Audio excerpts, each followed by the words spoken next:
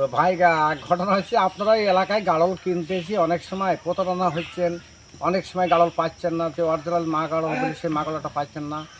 তারপরে হচ্ছে এই গাড়ল যদি না পান তাহলে মোটামুটি আমার যে স্ক্রিনের নাম্বার দেওয়া থাকে সেই নাম্বারে যোগাযোগ করে আমার কাছে আসবেন। সেই গাড়লগুলো অরিজিনাল গাড়ল মা গাড়লগুলো দেওয়ার মতন ব্যবস্থা আপনাকে করবো, আমার কাছে আছে। সুপ্রিয় দর্শক, আমরা এখন রয়েছি চুয়াডাঙ্গা জেলার দামহুদা উপজেলার নাটুদহ ইউনিয়নের চারুলিয়া গ্রামের নাসিরুল এগ্রো ফার্মে। আর এই নাসিরুল এগ্রো ফার্মে রয়েছে 200-এরও বেশি উন্নত প্রজাতির গাড়ল ভেড়া।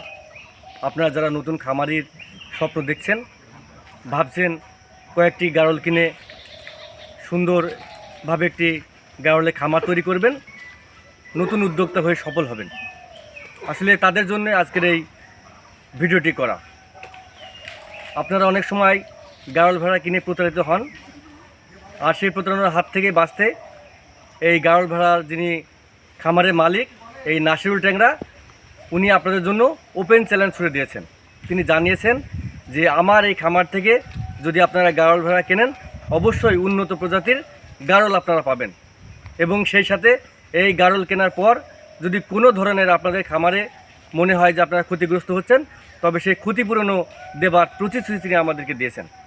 আপনারা যারা এই উন্নত প্রজাতির গাড়ল কিনতে চান, তারা অবশ্যই স্ক্রিনে দেওয়া নাম্বারে এই নাসিরুল ট্যাংরার সাথে যোগাযোগ করে কিনতে পারেন আপনাদের সেই শখের গাড়ল।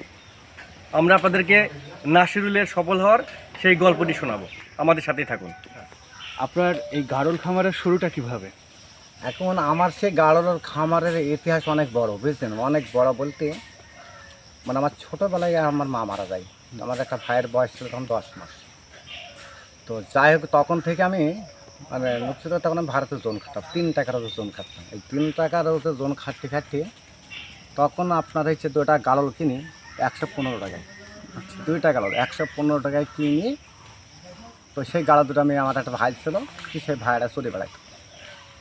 তো যাই হোক, চড়াইতে আস্তে আস্তে তারপরে কী করি, দেশি কিছু ভেড়া কিনি, দেশে বাড়িতে করা ঝড়া কিনি। ওই আস্তে 2টো কিনলাম, 2টা কিনে ফের 4টে নিই। এই 2টা টাকার কিনতে মানে 20-22টা হয়ে গেল। ওই তখন থেকে এই গাড়লের বাচ্চা কেনা বেচা করতে মনে করেন আল্লাহ রহমতে এখন এই জমি জায়গা গাড়ি বাড়ি মানে সব রাইতেছে। এক কথায় মনে করেন আল্লাহ পাকের কাছে যা দাবি করা, তার থেকে আল্লাহ পাক আমাকে বেশি দিয়ে ফেলেছে। সর্বমোট কত বছর হলো? এটা আমি গড়ে মনে করেন 42 বছর আছি। 42 বছর। এই গাড়ল চাষ করে বা গাড়ল খামার দিয়ে এই পর্যন্ত আপনি উল্লেখযোগ্য পরিমাণ কী করেছেন? আমি শোনেন, জমির উল্লেখটা আমি বলবো না, আমার একটা হাজি মানুষ, তো ঘটনা হয়েছে, মিথ্যা কথাও আমি বলবো না। এটার থেকে মনে করেন এক কথায় আমার ছেলে একটাই, তাও একটা দুর্ঘটনা ঘটে গেছে। ছেলে 2টা ছেলে, একটা অ্যাক্সিডেন্ট করে মারা গেছিল। আবার সে একটা তাই সেই সেম একই কেস, সেও বাড়ি আছে। তো এত আল্লাহ মনে করেন এক কথায় বুঝে নেন, আল্লাহ পাকের কাছে যা চা পাওয়া, তার থেকে আল্লাহ পাক আমাকে হাজার গুণ বেশি দিয়েছে। ভেড়া বা গাড়লের টাকা দিয়েই তো সব গাড়লের টাকা দিয়ে করেছি। হজও করা এটা দিয়ে সব এই মানে হজের থেকে শুরু করে আমি আমার মিলে আমরা হজ করে এসেছি। খালি এই না, প্রাইভেটের থেকে শুরু করে আমার ছেলে ধরেন গাড়ির থেকে শুরু করে জমির থেকে, এক কথায় আল্লাহ পাকের কাছে যা চা পাওয়া, তার থেকে আল্লাহ পাক অনেক বেশি দিয়েছে। আচ্ছা, কেউ যদি এইভাবে গাড়লের খামার করতে চায়, সেক্ষেত্রে আপনার পরামর্শ কী থাকবে? জি না, আমার কাছে পরামর্শ বলতে শোনেন, মানে একজনের কাছে কিছু একটা পাইতে হলে তাকে কিছু একটা দিতে হয়, কিছু একটা না দিলে কিন্তু কিছু একটা পাওয়া যায় না। তো আমি বাকি জীবন হয়তো বা আমি খামার তুলে দেওয়ার ইচ্ছা ছিল, তো ওই কাউরের মানে কিছু বেকার মানুষদের কিছু সহযোগিতা করার জন্য খামার ধরে গেছি। দ্বিতীয় কথা হচ্ছে, যারা মনে করেন কোনো বেকার হয়ে আছে, কোনো কাজ বাজ পাচ্ছে না, হয়তো বা তাদের হয়তো 2-5টা 10 টাকার গাড়ল কেনার সামর্থ্য আছে, তারা যে গাড়লটা কিনে যে পালা শুরু করে, তাদের যত প্রকারের সহযোগিতা প্রয়োজন আগে আমি তাদের দেবো। তো ভাই ঘটনা হচ্ছে, আপনারা এই এলাকায় গাড়ল কিনতে এসে অনেক সময় প্রতারণা হচ্ছেন, অনেক সময় গাড়ল পাচ্ছেন না, যে অরিজিনাল মা গাড়ল বলে সেই মা গাড়লটা পাচ্ছেন না। তারপরে হচ্ছে এই গাড়ল যদি না পান তাহলে মোটামুটি আমার যে স্ক্রিনের নাম্বার দেওয়া থাকে সেই নাম্বারে যোগাযোগ করে আমার কাছে আসবেন। সেই গাড়লগুলো অরিজিনাল গাড়ল মা গাড়লগুলো দেওয়ার মতন ব্যবস্থা আপনাকে করবো, আমার কাছে আছে।